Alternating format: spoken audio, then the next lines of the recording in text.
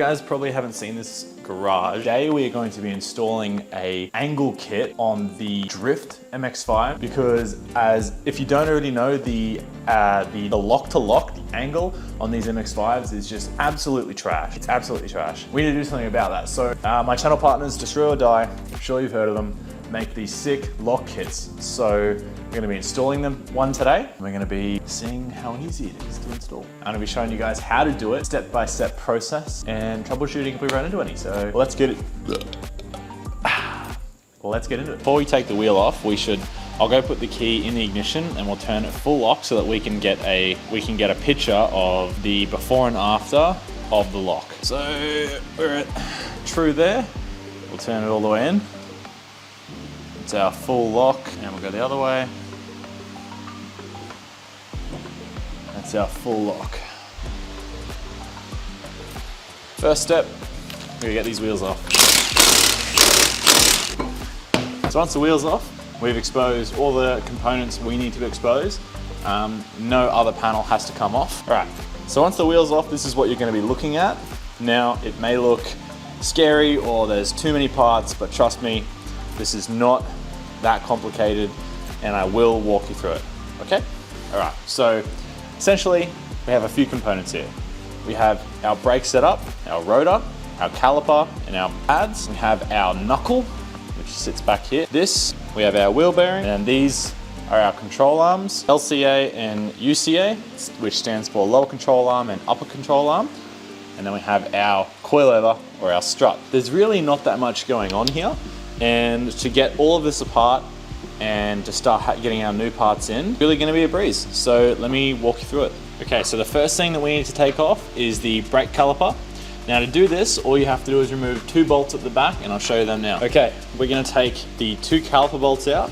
First step though is to grab a flat blade screwdriver, and we're gonna lodge it in between the caliper, just like that. And I'm just gonna give that a little tiny lever, just like that. So what that's doing is we're actually pushing this piston back so that it's not tied up on the caliper.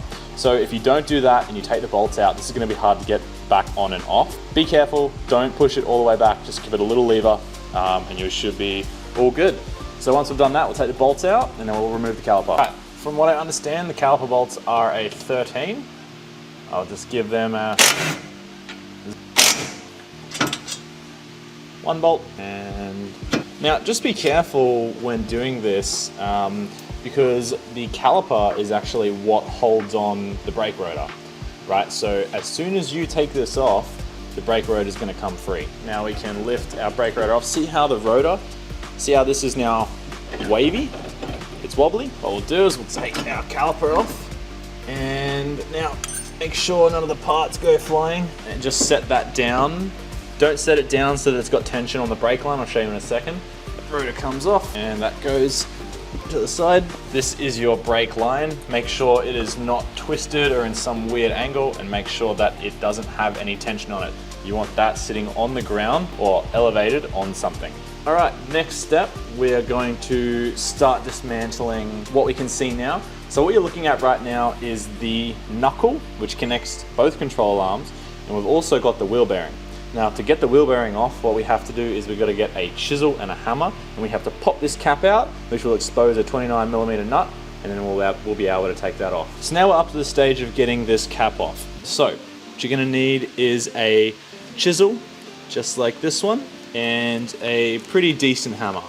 Now what you want to do is, if you look at our cap, there is a little gap. We want to hammer the chisel between that gap evenly around it, and hopefully it'll come off. And I say hopefully, I mean because the other side did not want to come off. But these caps are fairly cheap, so if you do screw it up, then you can just order a new one, or just run no caps, lol.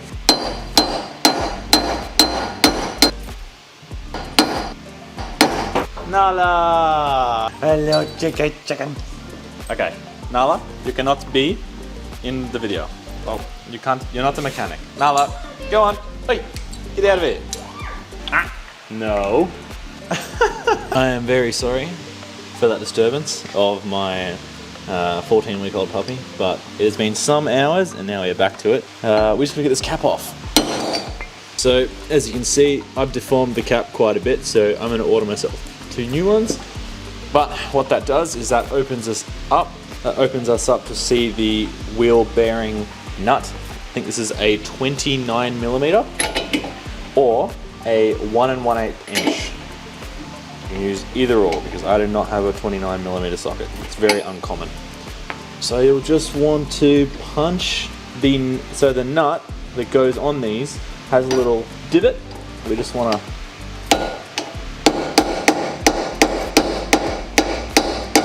otherwise when we go to undo it, it won't really work. So now that we've done that, grab your impact gun and send her off pretty easily. Down there, and then, oh, well, that came off really easy. So that is your wheel bearing right there. So slide that bad boy off, put that to the side. Looking at now, this is the brake rotor shield. Now we need to get that off. Now that is a 12 mil. These are 3 12mm bolts. Alright, so we've got 1, 2, and 3. The brake rotor shield will come off. So that just of our rotor. Now what we're looking at is a naked knuckle. So right here, well, excuse the feet, let's zoom in a little bit. Right here we have the exposed knuckle. So this is what connects the wheel bearing to the brakes, to the control arms, to everything. We have our tie rod here, which is connected to our steering rack. And so right now we have 3 castle nuts to undo. Now castle nut is this bad boy right here. See, it looks like a castle. Mine doesn't have a pin in it, which is really bad. We have a castle nut here. We have a castle nut up here. And we have a big old castle nut down there. So we have to get all 3 of those undone. So I'm just going to quickly do the tie rod, and then we'll get on to the next one. Tie rod castle nut is a 17mm. The other thing as well that you're gonna need to do this job, I wish I said this at the start, you guys are probably gonna need one of these. Now this is a ball joint presser tool, right? So what it does is it slips under the joint here, and then with driving force up, it pushes this part of it down, and it pops the joint out of the whatever. That's pretty much needed for all of this. Now, just for educational purposes, I'm just going to see if I see. Look, I can't even undo that, and that's with a hammer. Word of warning: if you are ever going to hammer any type of thing with a thread on it, make sure that the bolt is already on, so that you can undo it when you bend the threads. People, this is one of the most important tips you will ever hear. Alrighty, take our rattle gun, which you shouldn't use a rattle gun on these, but I'm going to because I am a qualified mechanic. And we go 3, 2, 1. Boom. Castle nut off. Tie rod. And I'm just going to screw the castle nut back onto the tie rod so that I don't lose it. Alright, here we have our knuckle. Now we have these 2 bolts to undo. The bolt I'm about to remove is this one here, connected to the sway link, connected to the sway bar. Alright, so now it's unbolted. Our suspension will be able to move a little bit, but because the alignment bolts are still in, we're still not going to be able to move them much. So what I'm going to do now is I'm going to take our 2 castle nuts off. Go. Now that they're loose, what we have to do is on the top one, I'm going to have to apply the ball joint popper. Okay, we've done that one. Now what we have to do is undo this bolt right here, which holds in the lower ball joint. So there is one bolt that goes through it this way, and then there is also a bolt right down there that we have to undo. We're going to remove the coilover bolt as well. Just the one above it. Exact same process. So now that that's down and that is hanging, obviously you can see our sway bar just falls. We can get to this bottom bolt down here that holds in the slip. Undo that. Now our knuckle will come out. We now have 2 bolts left to undo, which would be the camber and caster bolt, which is this bolt right here, and this bolt, and this bolt right there. So we have to undo them, and then our lower control arm will come out. We want to keep them in the same place, right? So right now we have this front bolt. So we take the bolt off, we take the collar off, and we leave that in the same orientation, right?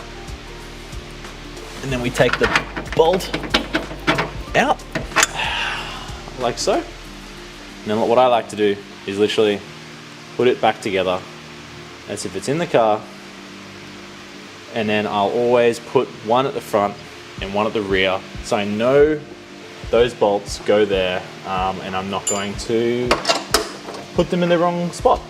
Collar goes back on. Voila. Alrighty, so now we have the lower control arm out. Like piece of cake, right? That was so easy. There was only like 2 bolts. So it would be at this point, if you were doing the top one as well, then you take that bolt out, take the coilover out, but we're not doing that. All we got to do now is go over to our juicy destroy or die control arms, and we got to put them in. Alrighty, so we've got the poly bushes here. These are from Super Pro, and we've also got the grease that they supply. So what we're gonna do is just get some grease on my finger. Now there are so many different ways that you can install bushes.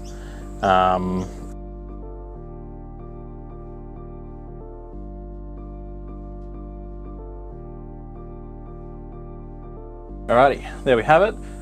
1 bush, 2 bush. So now that they are both in, we'll head back to my shop. We'll get the rods in, and then we'll get it all going back together, and I'll show you guys how to actually put the control arms and knuckle into the car, and get it all sorted. Alrighty, so now that we have our bushings pressed in, we'll take our sleeves to these things. I'm going to lube the outside of them, and then I'm going to press them in, and we can start on our reassembly. So the control arm goes in. We'll put that in now. Now we'll take our bolt and our collar. Now don't tighten those, because we want to be able to move this. Thing that can go in is our coilover and a spanner. Next thing we need to do is take our ball joint and slot it into here. So as you can see, there are 3 different spots you can put this. So I'm going to slot it in. We'll grab the bolt, that through, and I'm going to set it to the 2nd adjustment.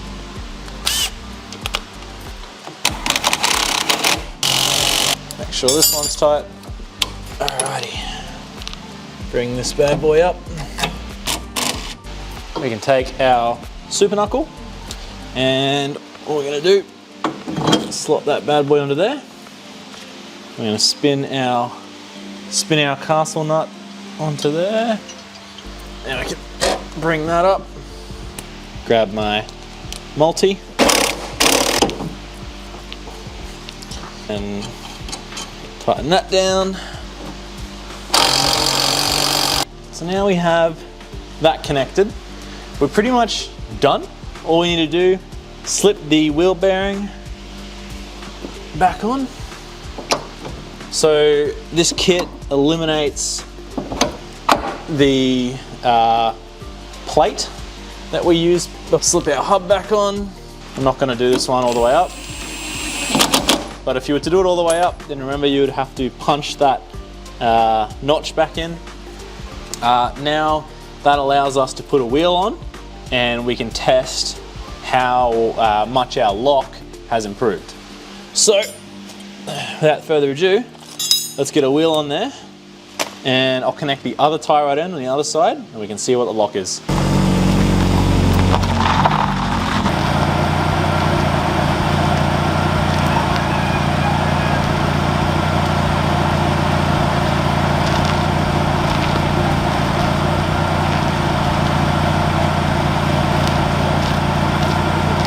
So we got all the control arms in this video. We got all the poly bushes, so now we're running full poly bushes, destroyer die drop knuckles, lower control arms, and honestly, yeah, you guys are just gonna have to wait for the next video, which is the testing video, which is the video where we went out to Queensland Raceway and we had the first test of the car since it's been set up with the proper wheel alignment, and just, yeah, it's nuts. But yeah, I hope you guys enjoyed this video, and if it did give you any help or you just liked listening to me talk crap, make sure you give the video a thumbs up, subscribe, and I will see you in the next video, which is going to be testing of the Destroyer Die knuckle kit. So I'll see you then. Peace.